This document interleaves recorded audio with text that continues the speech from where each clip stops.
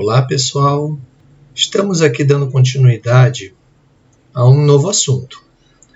O assunto de hoje, vamos revisar os princípios básicos da geografia para que a gente possa entender melhor a questão do Brasil, território e divisão política. Olha aqui a palavra território. Bom, vamos lá. Primeiro lugar, o que é um espaço? Um espaço é uma área com tamanho definido, localização definida, e esse espaço, objeto de estudo da geografia. Quando ele se transforma num espaço geográfico, é a partir do momento em que há a interação, as mudanças feitas pelo homem. O homem, quando interage nesse espaço, ele se torna geográfico. Então, nós já temos espaço geográfico. Agora, vamos lá. Quando esse espaço se torna um lugar? Um lugar é quando há um apreço pessoal sobre aquele espaço. Você já esteve lá, ou mora lá, você gosta de conviver, de estar naquele espaço, e aquele espaço passa a ser um local de sua convivência com seus sentimentos positivos sobre esse espaço. Então, esse espaço para você se torna um lugar. Bom, e quando esse espaço ocorre, quando ele se transforma num território? Bom, território já é associado a poder de leis próprias que agem sobre este território. Se a gente pegar aqui, na próxima página do livro, a gente vai encontrar o seguinte. Aqui. Território está relacionado ao exercício do poder. Bom, territórios clássicos: país, estado, município. Territórios que não são tidos como convencionais, mas são considerados territórios, porque há uma relação de poder intrínseca neles.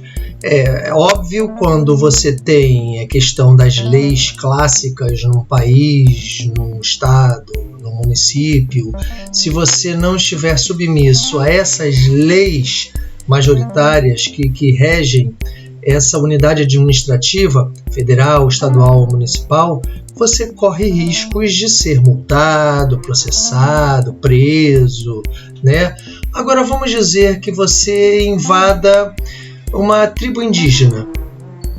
A tribo indígena pode ser considerada um território indígena? Sim, os índios terão um poder, leis próprias associadas àquele território. Da mesma forma que se você invadir, mesmo sem querer, um espaço de um animal selvagem, esse espaço ele não é um espaço para o animal, ele é o seu próprio território. Esse território ele é vital para a sua própria sobrevivência.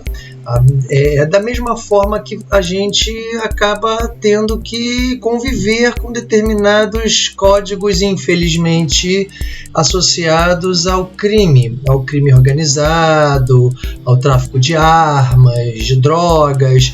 Então existem partes da nossa própria cidade aqui do Rio de Janeiro, que é muito fácil a gente visualizar isso, onde o poder do Estado ele não atua como deveria. Então, a população local e regional acaba ficando muito suscetível às leis próprias daqueles grupos criminosos organizados. Esses são exemplos não tidos como clássicos, mas também exemplos de território. Agora vamos falar sobre a questão da região. O que é regionalizar? Vamos dar exemplo do Brasil propriamente. E a gente começa a individualizar essa porção territorial no sentido de ter mesmas características. A gente individualiza, reúne uma porção territorial, colocando-as em mesmas características, então a gente acaba regionalizando. Vamos colocar, por exemplo, uma questão aqui do Brasil. Há duas maneiras de regionalizar o nosso país. A primeira é estabelecido pelo nosso Instituto Brasileiro de Geografia e Estatística, IBGE, no qual ele contabiliza 5 regiões. Região Norte, Nordeste, Sul, Sudeste e Centro-Oeste. Vamos lá, vamos individualizar. Região Norte, região ligada à natureza, biodiversidade, Amazônia. Região Sudeste, a região chamada Core, a região mais importante economicamente, a que concentra o maior número de comércios, indústrias, é a região mais rica do Brasil, segundo as 5 regiões estabelecidas pelo IBGE, que mais concentra indústrias, população, é o Sudeste. Por outro lado, então são critérios socioeconômicos. Do mesmo modo que a gente também pode relacionar a região Nordeste, também por critérios socioeconômicos, sendo considerada a região mais pobre do Brasil. O outro critério é estabelecido por uma chamada regionalização geoeconômica, onde coloca o Brasil não tendo 5 regiões, mas 3 regiões. A gente continua mantendo a região Norte, estabelecida pelas fronteiras da Amazônia, a região Centro-Sul, que aí não só o Sudeste, mas você entra todo o Sudeste, a região Sul, parte central, especialmente ali de Brasília, né, a líder política do país, e o centro financeiro, São Paulo, Rio de Janeiro, industrial financeiro, todas elas ligadas na região core, a região principal. E você continua tendo também a região Nordeste, tida como a região mais pobre do país. Um detalhe, esse critério de divisão geoeconômica não respeita as divisões dos estados. Existem estados que não estão inteiros dentro de uma região geoeconômica. Por outro lado, para facilitar a análise, a divisão e os estudos, o IBGE já propôs uma divisão com critérios estabelecidos nos seus limites estaduais. Não há um estado partido ao meio ou uma parte de um estado entre uma região e outra, como ocorre na região geoeconômica, né? Critério geoeconômico de regionalização.